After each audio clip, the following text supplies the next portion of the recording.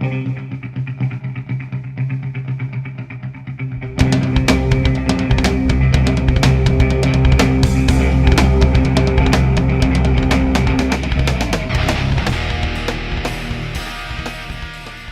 to MusicLessons101.com, the guitar teaching sessions. Today we're going to learn how to hold the guitar, how to hold a pick, left hand positions, learning frets and markers.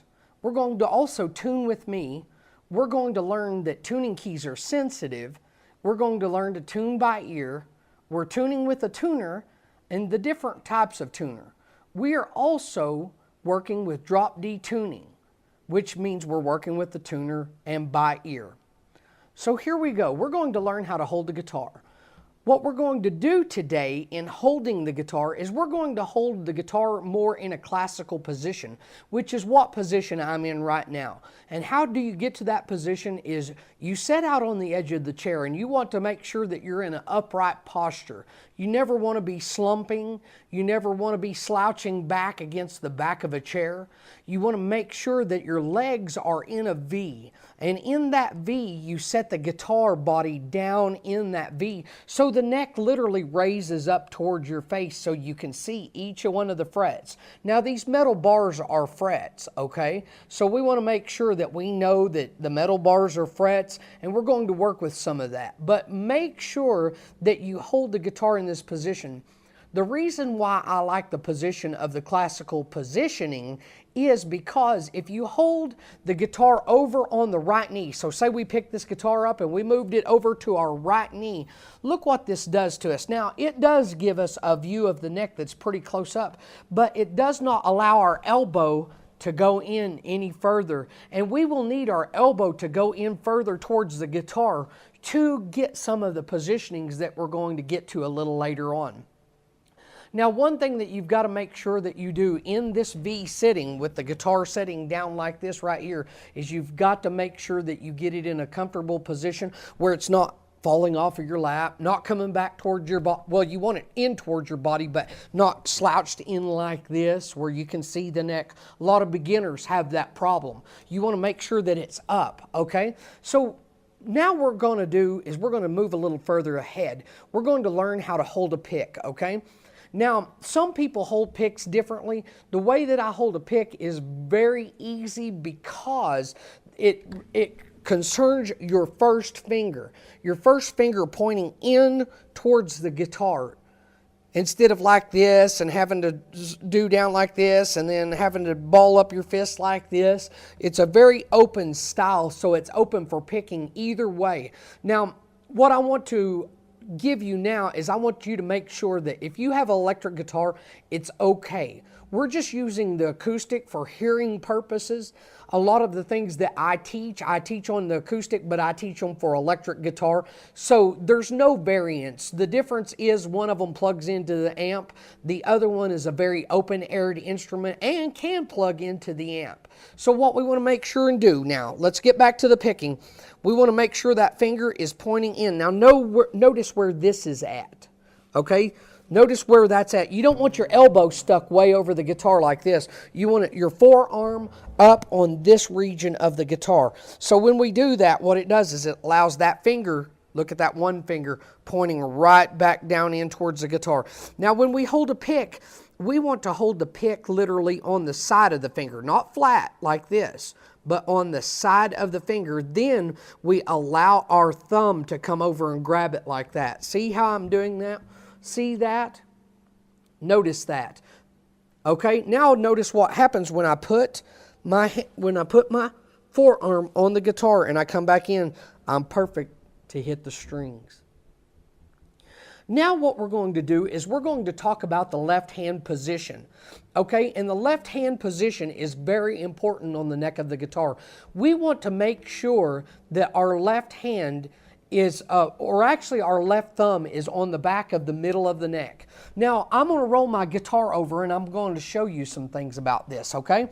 Now, looking at the back of the neck, I tell all my students, we are going to imagine that there is an imaginary line on the back of this guitar, right down the center of the neck. Now the neck is very radius. It has a radius on it, which means a circle. So in the center of that circle, we want to literally imagine that there's a line there. Now, there are some guitars that do have this, which is very good.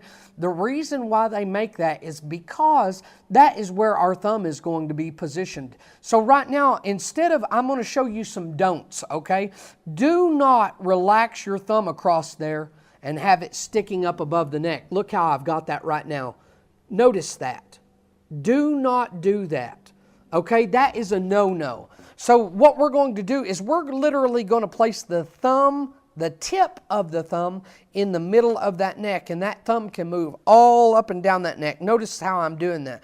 All up and down that neck. It's not just meant to stay in one position, but it is meant to be in the middle of the neck. Now what this does with the thumb being in the middle of the neck is it causes us to have to use the tips of the fingers on the left hand. Now what I mean by that is we want to use this tip of the finger to press down, to literally fret the guitar to make sounds. Now what you do is you've got to keep these fingernails really well clipped and well groomed down very, very far so we can literally press the frets. If you have real long fingernails, you get a real buzz sound, and it doesn't sound very good on the frets, okay? Now remember, these metal bars that are all up and down the neck are frets, okay? So remember that we do not want to use this part of the finger to press down on the frets. What this will cause is it'll cause you to have calluses down in this area of the finger, and when you have calluses on this area of the finger, they can get hung up on anything. You can hang them on a car door and it will pull up those calluses. The only way to keep those calluses down after you do something like that is super glue or something to that extent. So you want to make sure that you're using the tips of the fingers, and what the thumb on the middle of the back of the neck allows you to do is it allows you to literally grasp the tips of the fingers. You have to do it that way. Okay, now I'm going to show you the way that we talked about not doing it. Now this way causes you to use the meat of the finger, and you do not want to do that, okay? So remember that this type of mentality and this type of neck is like grabbing a ball, like as if we have a baseball setting right in the palm of the hand. Okay, so you want to make sure that when you're grabbing it, look how I grab that, and look what that does. That allows me to use the tips of the finger. Okay, so now what we're going to do is we're going to learn a little bit about frets. Frets are the metal bar that give our strings our sound as we're moving up and down the neck and place a finger on them. But we're not specifically going to get to that just yet. What we're going to do is we're going to discuss where fret markers are on the neck.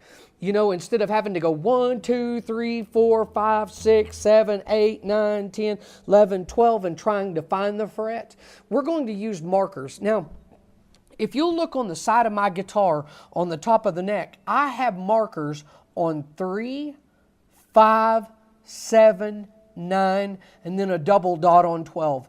Different guitars are different, so what you may have to do is learn yours. Some guitars do not have them on 3, but most guitars in general have them 3, 5, 7, 9, and 12. And this is a good way to learn. So if we're working with tablature and we go to the second fret on whichever string we're choosing there, then you don't have to count 1, 2. You just go to the third fret and go 1 back. It makes it a lot easier to play guitar, okay? And we're going to work with some fretting a little bit later on in this with a tuning by ear method. So now what I want you to do is I want you to take a little bit of time out, and you're going to tune with me. Okay, so we're going to tune our guitar. And what we're going to do is we're going to start out with the 6th string, which is the big E string.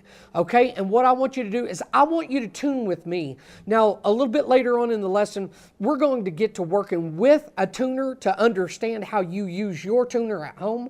And we're also going to work with tuning by ear. Okay, so here we go. We're going to tune that big E string. Are you ready? Here we go. And you just tune with me. Now remember, I want to go back to this. Tuning keys are sensitive. Remember that. That if you tune it one way or the other, it just takes slightest bit of motion to move that string into a tuned position. Now remember that if we take it and we move it counterclockwise, we're tuning it up. If we tune it back, we're going clockwise, and that's to tune it down. So you want to remember, counterclockwise is up, clockwise is down. Remember that. That's very important. So here we go. Let's tune with the big E, which is the 6th string. Here we go. Listen to this. The 6th string, listen. We're going to stay on this for just a moment. The 6th string again.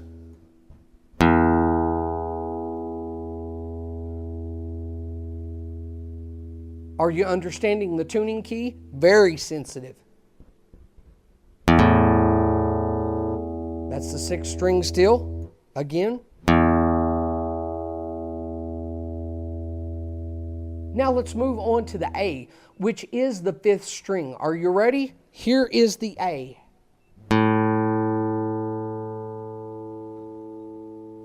The A again.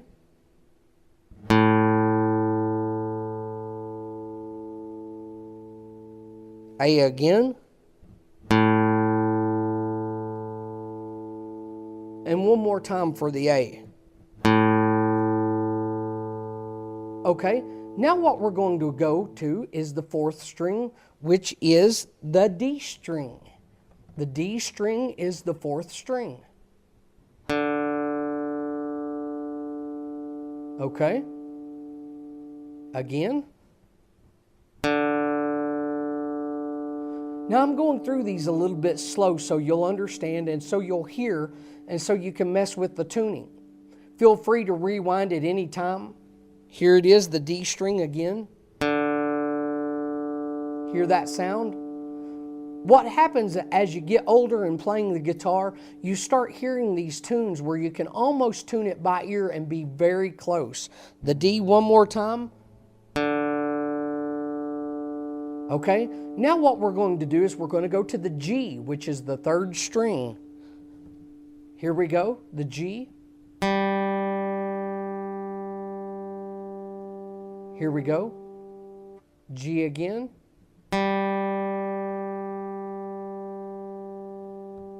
Let's do the G again.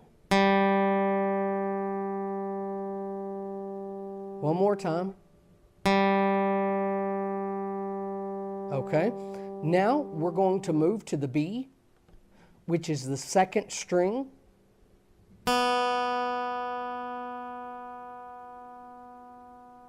The B again.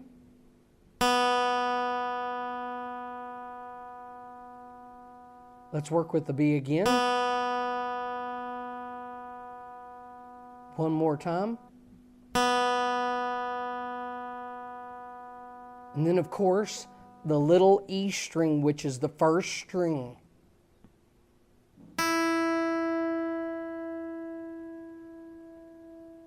Let's do it again.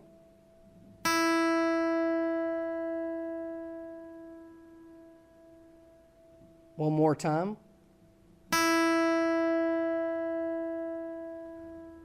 Remember that the tuning keys are very sensitive.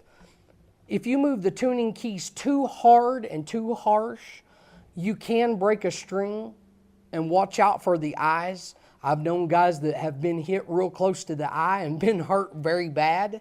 Remember that the strings have a lot of tension on them, and so they have a tendency when they break to be able to cut or even poke out an eye.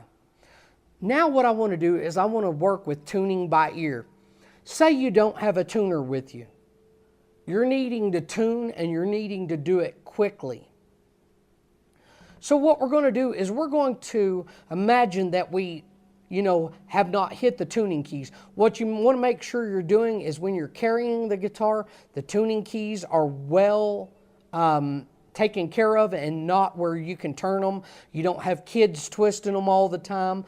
You kids aren't twisting them or have a younger brother or sister that's messing with them, or you're not laying them up against a wall with the tuning keys. You want to make sure that you're holding it properly, not messing with these too much.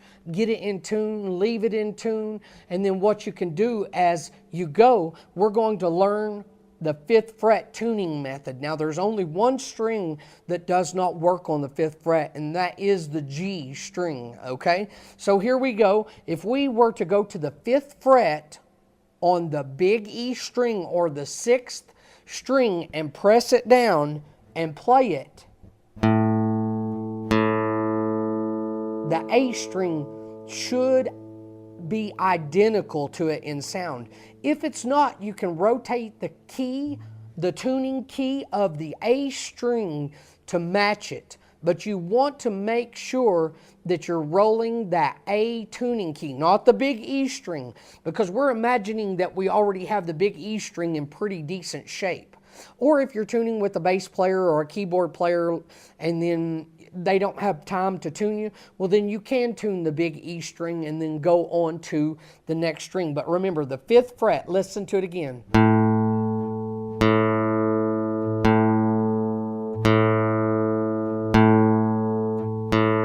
See how that sounds? Now what we're going to do is we're going to go to the A string. Are you ready?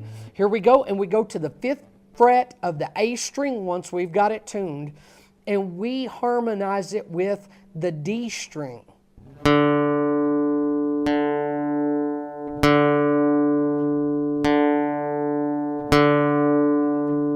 Hear how they sound? Now, on this particular tuning method, we would not touch the A string. It would be the D string's tuning key, okay? So now let's go on down to the D, to the G. Hear that? Identical in tones. Tuning is about tones when you're tuning by ear, and you want to make sure that you're hearing those tones correctly. Now I'm going to pull a doozy on you here. Are you ready? We're going to go to the G. Now listen. Uh-oh. That didn't sound right, did it? The G string, you have to go to the 4th fret. So notice we go to the 4th fret to make the B string sound like the G. Listen to this.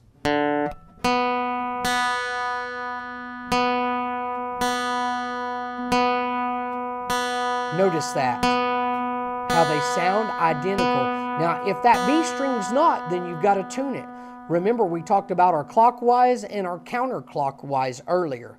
Okay? Now what we want to do is we want to go from the B to the little E, or the 1st string, from the 2nd string to the 1st string, but we go back to the 5th fret. Remember that.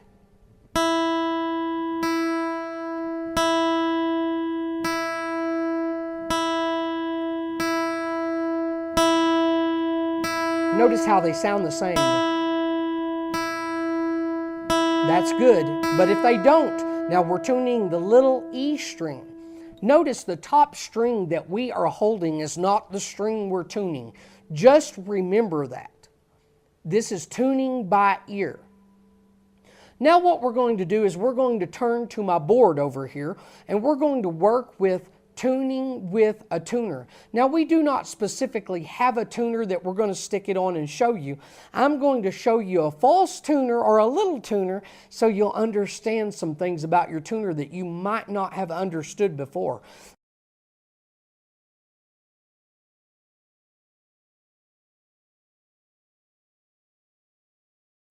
Is they have a little arrow or a little line like this that bounces forward or bounces backwards. Remember that the backwards, if it goes to the left, it's flat. And this is what a flat symbol looks like. Okay? Then we've got a sharp symbol on the right-hand side, and the sharp symbol goes to the right. So if your dial is bouncing back and you've got it tuned into the E, which is the big E string or the sixth string. And most tuners will have 6, 5, 4, 3, 2, 1 written above each one of those. But what you want to make sure is if it's going sharp, that means you've got to let some pressure off of the string. Remember, sharp means you're off on the high end. Flat means you're off on the low end. So what happens is if this meter at 440 means that you're perfectly in tune. So if we took the E string and we were hitting it and it came right directly up on the 440, right in the center, that means we're tuned. Okay? But if it went this way, that means we're flat and we need to raise the pitch of the string. Now remember, that's the same way. If it comes up sharp, that what it will do is we will have to let off some of the pressure off of the string. Remember, some of these tuners have a speaker or a mic. Notice that speaker or mic down there at the bottom where you do not have to plug into it. It literally just picks up tunes or tones actually. But what you have to be careful about with the speaker is you cannot tune with a band around, because if you've got a drummer banging on the drums, or you have a bass player playing on the bass, or you have somebody doing something on some other instrument, this speaker picks up all types of instrument. So this is good for using by yourself, but it's not a good thing to use when you're with a band, okay? Now what we want to do is we're going to look at the little square that I got, or the triangle that I've got right here, and the triangle that I've got over here, and then the little light that I have wrote here tuned. Some tuners have where it just shows that you're flat this way by this symbol, or it shows that you're sharp here by this symbol, and then it shows a little green light that's in the center that means it's tuned. What that is that's a 440 light, and what you do is you just hit your big E or your sixth string, and if it shows flat, you've got to roll it up till we've got some tension on it to get to that 440 tuned. Now also, the way with the sharp, it's the same difference. Now notice too that down here on the bottom of this whole chart, a lot of tuners have where it has the instrument in. Now what that means is that's for tuning with an electric guitar or an acoustic guitar with an electric outlet. So we run in. Now some of these have instruments through, which means it goes directly to the amp. So do not get confused about the instrument through and you be plugging in on the instrument through and say, well, nothing's happening. My tuner's not working. It's not working for me. It's not, because the instrument through means that it goes to the amp. Okay?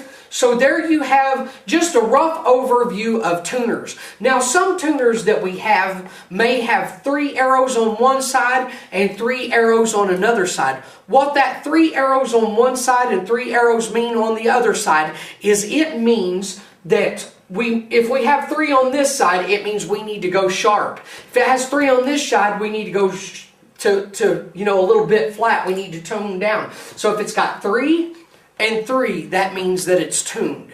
Hopefully that's helped you with a few things, because tuners can be very confusing, especially being a young artist and just getting on track with trying to tune. So what we're going to do now is we've been working with the different type of tuners. I'm going to get my guitar back and we're going to learn to drop D tune real quick, okay? And so what drop D tuning is it's where you drop the big E string down. It goes lower. Now what I'm going to do is I'm going to teach you to tune with the ear, and then we'll talk about a tuner, okay? So what I'm going to literally do is I'm going to drop mine by ear so you can hear it. Now remember the names of the strings. Do you remember them? You've seen them all lesson long. E, A, D, G, B, and then we've got a little E, which is the 1 string, okay? So let's do this again. We're going to stop on the D string. E, A, D. Now you say, why is that of importance? Because that's very important for us to drop this down. So remember, we're going to go clockwise to drop it down. Now listen to this. We're going to hit the E and then the D string. Hear the difference? Now listen to this.